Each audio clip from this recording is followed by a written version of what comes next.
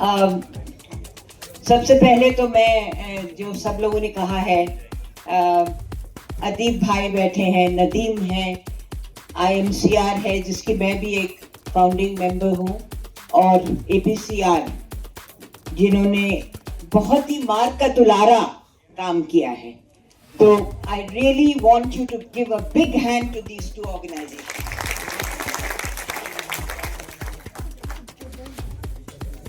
جو باتیں کہی جا چکی ہیں اس کو مجھے دہرانے کی کوئی ضرورت نہیں ہے. ابھی میں کیلیکٹ سے آ رہی ہوں، کیرل کی بات ہوئی تھی، اور کیلیکٹ میں اس کانٹیکس میں بات کر رہی ہوں جس کی بات اسپیکرز نے کی ہے. کیلیکٹ میں میری ایک اسپیچ تھی، ایک گیدرنگ تھی یونیورسٹی آف کیلیکٹ میں، کشمیریت اینڈ ہائپر نیشنلزم. میں کشمیر بورن ہوں، میں اپنے آپ کو کشمیری کہتی ہوں، حالانکہ میرے والدین کشمیر بورن نہیں تھے، مگر بہرحال میں I am a Kashmir born. Calicut میں وہ میری تقریر تھی، آخر وقت میں مجھے پتا چلا کہ وہ تقریر وائس چانسلر کے حکم سے کینسل ہو گئی ہے. پھر طالب علموں نے، اسٹوڈنٹس نے مل کے، اور وہی میری بات جو میں کہنا چاہتی تھی، کیونکہ کیرل میں بہرحال ایک روشن دماغی ہے، میں کشمیر کی بات کیرل میں کہنا چاہتی تھی. پھر طالب علموں نے لانز میں کھڑے ہو کے اپنی گیدرنگ کر کے اور مجھ سے وہ بات کہلوائی. تو یہ ہماری اسپرٹ ہے. ایک میں آپ سے یہ بات کہنا چاہتی ہوں، اور دوسری بات میں آپ کے سامنے یہ رکھنا چاہتی ہوں، کیونکہ I'm an old person، تو ہسٹری بھی میں ہسٹوریکل مومنٹس میں زندہ رہی ہوں.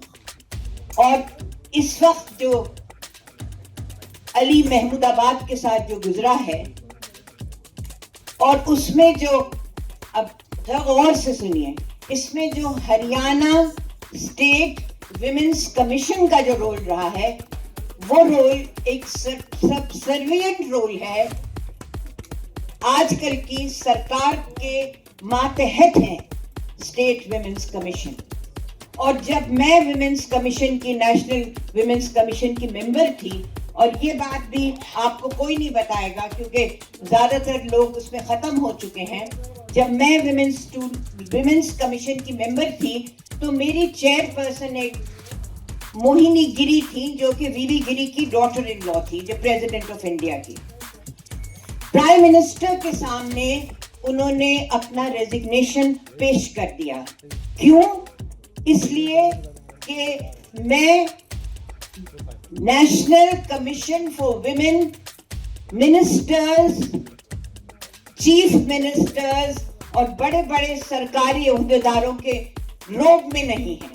ہم اپنے جو عورتوں کے مسائل ہیں، جو جینڈر ریلیٹڈ کنسرنز ہیں، جو جینڈر کا پرابلمز ہے، نیشنل کمیشن فار ویمن کوئی کسی قسم کی کوئی دباؤ، کوئی گورنمنٹ کا کوئی آپریشن، کسی چیز کا تو انہوں نے اپنا ریزگنیشن دے دیا.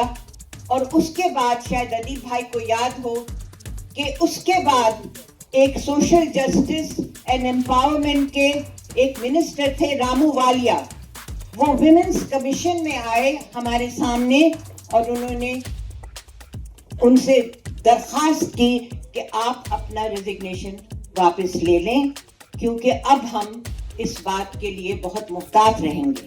اب جو علی محمود آباد کے ساتھ جس طرح سے ہریانہ، اب خواتین کا یہ بڑا مسئلہ ہے، جس طرح سے ہریانہ اسٹیٹ ویمنس کمیشن نے جس طرح سے ان سے سوال و جواب کیے، جس طرح سے ان پہ کیس لگائے، ایک جو بھی اس وقت جو مسئلہ تھا، جو ان کا تحریر تھی، وہ تو سمجھ ہی میں نہیں آئی کسی کے. اس کے علاوہ جو ویمنس کمیشن کا national commission for women act ہے، اس کو کسی نے پڑھا نہیں، اس کو کسی نے سمجھا نہیں. جو مسلمان عورتوں کے ساتھ پورے ملک میں جو زیادتیاں اس لیے ہو رہی ہیں کیونکہ مرد جو ہیں وہ لنچڈ ہوتے ہیں، وہ टॉर्चर होते हैं वो खत्म होते हैं, मगर औरतें जो हैं वो उसका जो सारा बर्डन है, उसके बाद जो उनका जो रेजिड्यू है, the women have to clear the problems, the issues with children or families. ये औरतों के किस्मत में, मुसलमान औरतों के किस्मत में, from one part of the country to the other. तो ये चीज, इस चीज में national commission for women and state commission for women, उसी के लिए मुसलमान औरतों के हक में उनको बात करनी चाहिए, मगर ये पूरा जाविया ही बदल गया है. तो मैं दो बातें मैं आपको अपनी एक्सपीरियंस के लाइट में मैं आपको दो बातें कहना चाह रही हूँ.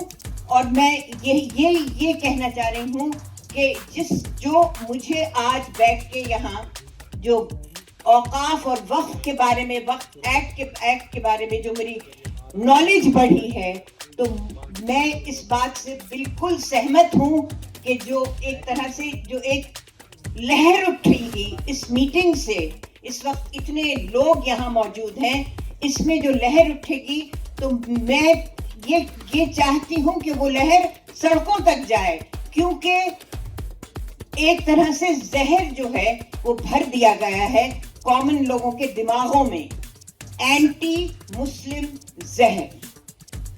हर एक इंसान ये एक जब टैक्सी लेने जाते हैं कलकत्ते में तो कहते हैं मुस्लिम टैक्सी और हिंदू टैक्सी, यानी इसी चीज को लेके आप समझिए उसको यूनिवर्सलाइज कर दीजिए.